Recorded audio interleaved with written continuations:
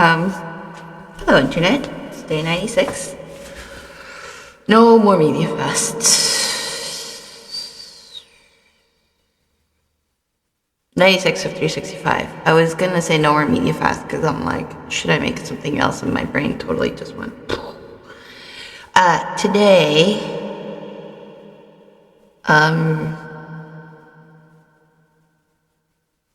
oh man. Okay, so today I wanted to originally call it Doom Scroll, because unfortunately, I doom scrolled a lot. But I want to... no, not gonna do that. Not even in the title. No. I was gonna do hashtag adulting and I was like, no. We'll call it Epiphany. A day in the life of an epiphany. I need to get over this thing of like, did I use this title before? I need to accept that I may use it. Actually, oh wait, hold on, where's my phone? Wait, maybe I'll call it whatever today's word of the day is.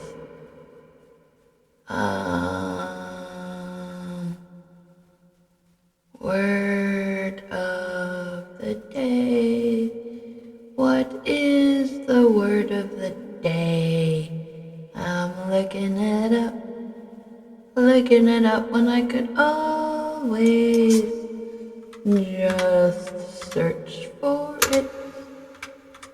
This is the first time I'm doing this. I have saved some of the words of the day because they are fun. But what was today's word of the day? Daily word. Okay, today's daily word was apostrophize, which is a fun word. Which just means address an exclamatory passage in a speech or poem to someone or something. Punctuate a word with an apostrophe. But how is that the same thing? Oh, no. Oh, actually, a skilled actor can apostrophize it about anything, but it takes practice. It's from Latin, early 17th century. Why this word?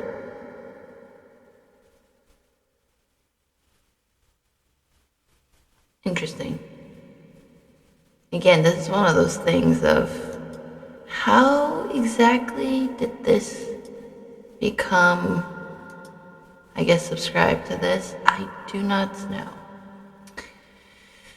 But that'll be my title for today. Apostrophize. Today, everything I do, this whole thing, is an apostrophizing of my life. I guess it fits. Why did I want to call it doom scrolling? Because I doom scrolled a lot. Why did I want to call it an epiphany? Because I had one today. I have those a lot. But I'm going with apostrophize. Because in a day of... Well, this is take two. Take one, I was like, I don't know, why is my hair... I mean, my hair's not really cooperating still, but it was cooperating better than before. And then I was like, ooh, I did get this lip liner. Let's just play with it, because here's the thing. I like lipsticks. I want to experiment with lipsticks as much as I want to experiment with all sorts of makeup. But my life is rather ordinary. I don't live in that world of theatricality, but alas, within my mind.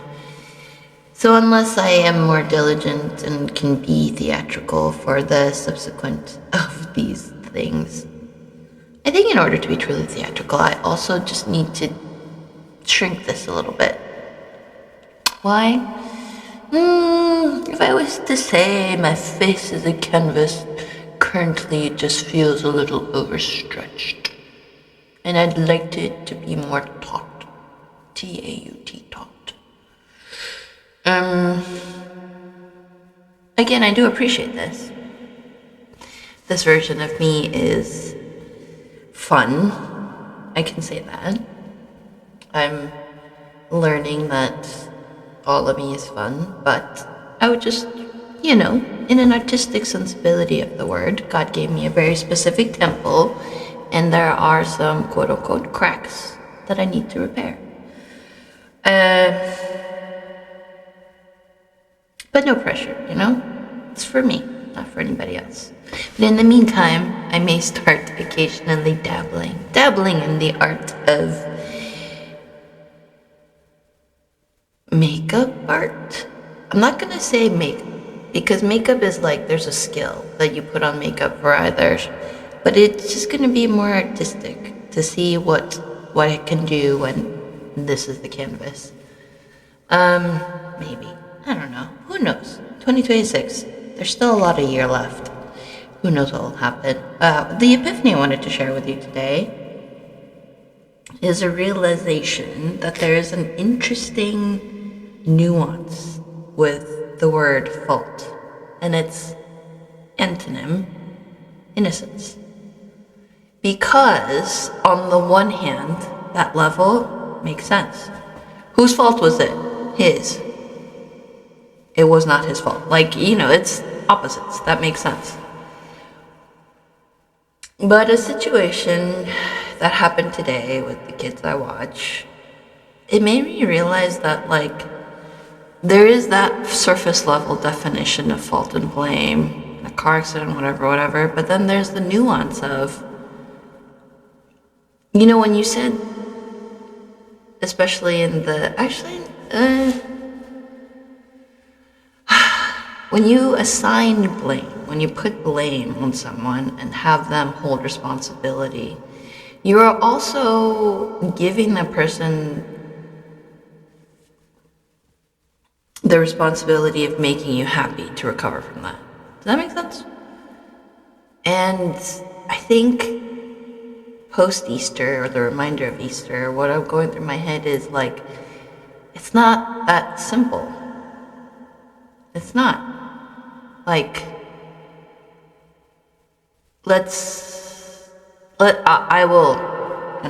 will put myself on the example thing.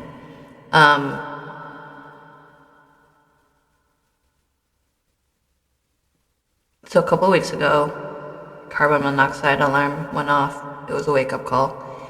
But let's say the situation played out that the carbon monoxide detector didn't go off and I died. I know, it's dark, but let's go there. I died, and then subsequently, there might have been other after effects of this place. So my one kind of careless or thoughtless, whatever you want to call it, mistake of not properly shutting off the oven led to my death, which caused people to be sad, mainly my family. And then maybe just in that sadness, it affects it's so dark, but it affects people, right? But then, given the situation that I didn't have a kick-ass carbon monoxide alarm thing, someone will be like, well, it's a fault of the carbon monoxide detector. Well, no, it's the fault of this woman who didn't properly turn off her oven. Do you know what I mean? The end result of that night in this hypothetical situation is that I'm dead, and and people are gonna have to process, and then someone will naturally want to try to find blame.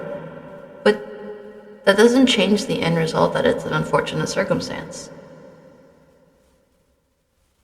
What would the point be to look for fault, look for blame?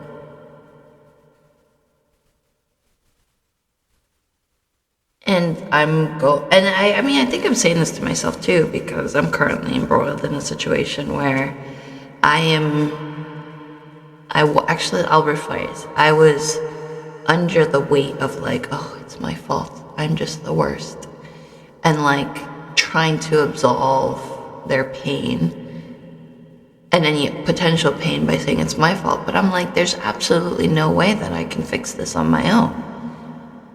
And so I brought it to God, and I think that maybe this is like post Easter, reminder of Easter talking, but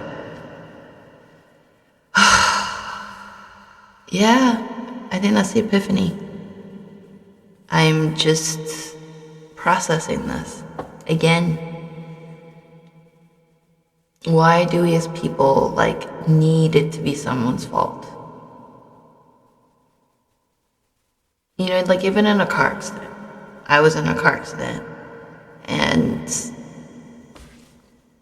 like it was one of those car accidents where both parties were genuinely at fault.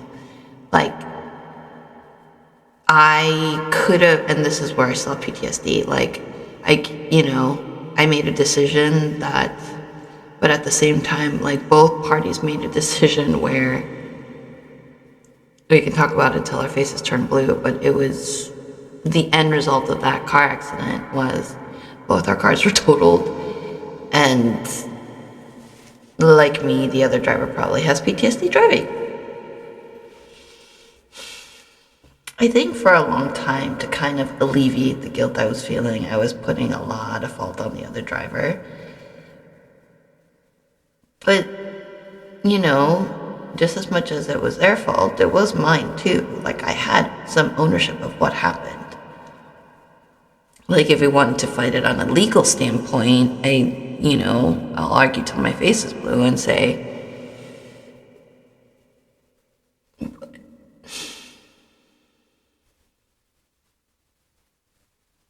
I don't know. I think we get caught up. We really get caught up on the fault of it versus just owning it. You know, am I going to continue to blame COVID and the lockdown because I gained weight? No. A lot of people did COVID right, lost weight, made sourdough, started trends. Our world changed a lot post-COVID. I don't know. That's the epiphany. That's the thought. That's the realization. I could sit around, assign blame, or I can just acknowledge, accept, and work through it, process it. And realize that on the grand scheme of things, on a much bigger picture, there's also things that I cannot fix or change. And there are times when I have full permission to say, oh wait, there's nothing I can do, but it's okay because Jesus paid it all, Jesus did it all. And in that find peace, and in that find reassurance, and in that find the drive to do something different tomorrow. Whenever, this world is just gonna be really stressful. It is. I think, for better or for worse, sin causes stress, sin causes insecurity, sin is a lot of little things. But let's not dwell in sin. Let's not dwell in the darkness. And if today is a reminder, it's a reminder of that. Jesus loves you. He paid it all for you. Change your thinking. Don't look for fault. Don't look for blame. And at the same time, no one's innocent. So it's not that. It's just recognition of the unfortunate circumstances and making the best of it. And also realizing that, I said this the first time I tried to record it, it's you are adulting pretty well. Because that's the millennial thing, right? Hashtag can't adult today. I realized, and there was a severe imposter syndrome when someone's like, you're the adult now. You're the grown-ass woman now. Yes, but I think there are some days when it hits me like, oh, actually, I did that okay. I have every permission to do that, and I succeeded in that. And in every, I also completely failed in that. Yeah. I'm just gonna cut it off there. Because there's a lot I can say. This is a safe space, sort of. It's very public. But I also enjoy it. Sharing my deepest, darkest secrets and thoughts. And, yeah. Tomorrow's a new day. And now I'm gonna go pray and sort some stuff out, because as I'm sharing with the internet, I'm like, ooh, okay, God. Yeah, I do say a lot though. Need to work on that.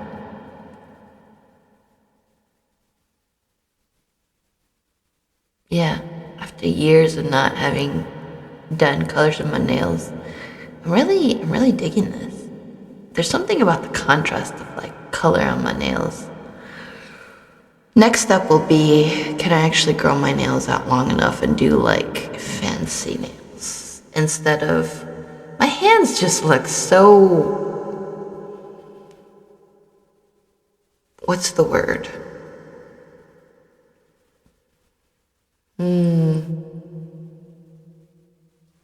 There is a word, I'm not gonna say it. I'm not gonna say it. Anyway, good night, internet. Jesus loves you. And have an epiphany once in a while and just sit in it. See what happens. It's fun. Really, it is. Just process it and move on. Don't just sit in it. I think that's, yeah. Good night.